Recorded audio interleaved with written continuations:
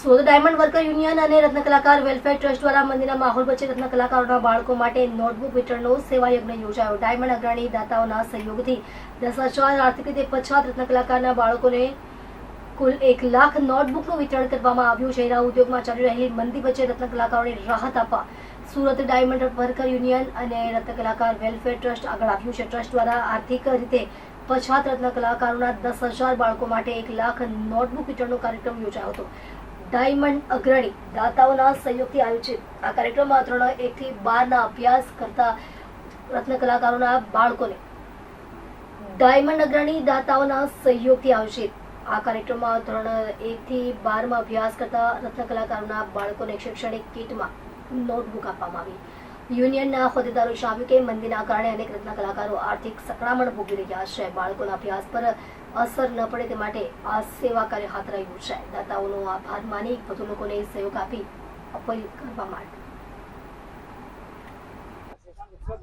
મારું નામ છે Bhavesh Tak, diamond worker union vice president.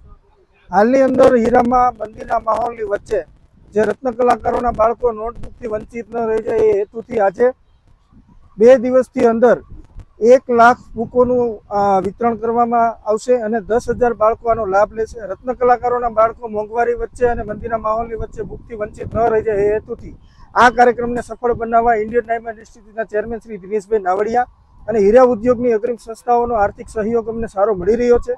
આવી જ રીતે રત્ન કલાકારોના વેલફેર એક્ટિવિટી માટે અમને સહયોગ મળતો રહે એવી આપણી પાસે અપેક્ષા રાખી છે। આ કાર્યક્રમને સફળ બનાવવા માટે ડાયમંડ વર્કર યુનિયનની આખી ટીમ 15 દિવસથી આ જહેમત ઉઠાવી રહી હતી, મહેનત કરી રહી હતી। એ બદલ અમે પૂરી કમિટી અને પૂરા સભ્યોનો અમે આભાર માનીએ છીએ। રત્ન કલાકારોનો પણ આભાર માનીએ છીએ કે આપ જે શિસ્તતાથી આ નોટબુક વિતરણની અંદર સહભાગી થયા છો, તો આવનારા દિવસોની અંદર આ વેલફેર એક્ટિવિટીનું કામ અવિરતપણે ચાલુ રહે એ બાબતે અમે હીરા ઉદ્યોગની સંસ્થાઓને અને હીરા ઉદ્યોગના માલિકોને વિનંતી કરીએ છીએ। આભાર।